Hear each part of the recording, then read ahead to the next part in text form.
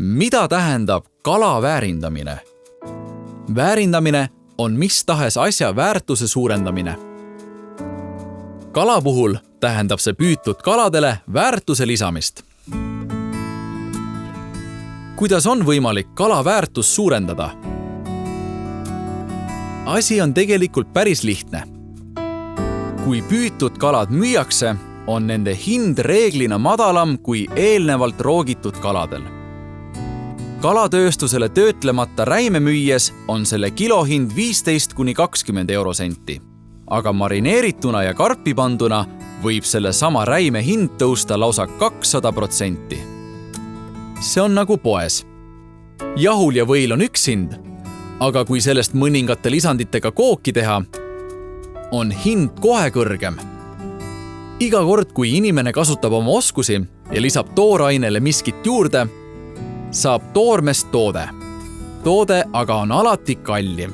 Töö ju maksab. Kuidas kala väärindatakse?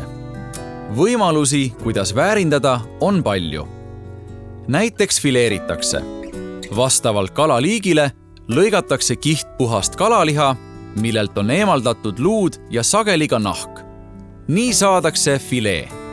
Kodusel teel nõuab see ühelt inimeselt palju tööd ja aega, kuid tehases, ka väiksema tootmise keskkonnas, aitavad meid tänapäeva tehnoloogiad. Nii saab tulemus perfektne ja silmale ilus vaadata. Soovib ju tarbija kalaletil näha vaid ilusat ja puhast kala. Kuid väärindamine pole vaid kala fileerimine. Ahjus suitsu andmine, soolamine, marineerimine, kõik need on väärindamise liigid. Muide, kas kala suitsetatakse või suitsutatakse?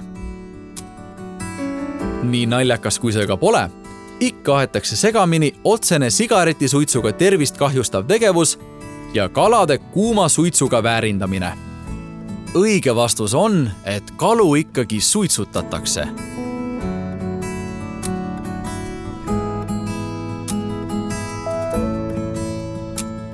On kalureid, kes soolavad püütud kalad ja suitsutavad need vanal heal moel eelnevalt soojaks köetud suitsutusahjus. Mõned kalurid soolavad kalu enne suitsutamist soolvees, et kala ühtlaselt maitsestuks ja hiljem säiliks. Teised raputavad kaladele soola peale suitsutamist. Tehnikad on erinevad. Kui kalad on juba suitsuahjus, hoitakse ahju uksed esmalt avatuna, et kalad pisut kuivaksid ning liigne niiskus ahjust välja läheks. Mõne aja pärast uksed suletakse ning ahjus hoitakse parajat temperatuuri. Seejärel võetakse kalad välja jahtuma.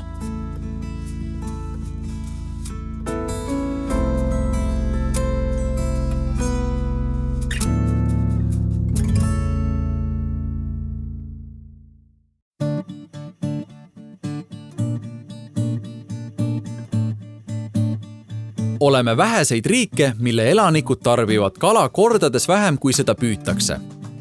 Püügimahte arvestades võiksime värsket eestimaist kala süüa koguni 500% rohkem. Seetõttu eksporditakse üle 60% kalatoodetest 50 erinevasse riiki. Peamiselt Ukrainasse, Valgevenesse, Taani ja Soome. Eesti liitumine Euroopa Liiduga aastal 2004 on meie kalandust edendanud. Tänu Euroopa Liidu kalandusfondide toetustele on Eesti kalandus keskkonnasõbralikum.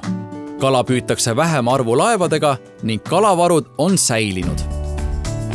Euroopa Liidu liikmeks oleku ajal on kalandussektori eksport kasvanud ligi 30% ning väärtus suurenenud ligi 60%. Kas oskad pakkuda, kui palju kala püüab Eesti aastas Läänemerest? 10 000 tonni, 50 000 tonni, 90 000 tonni.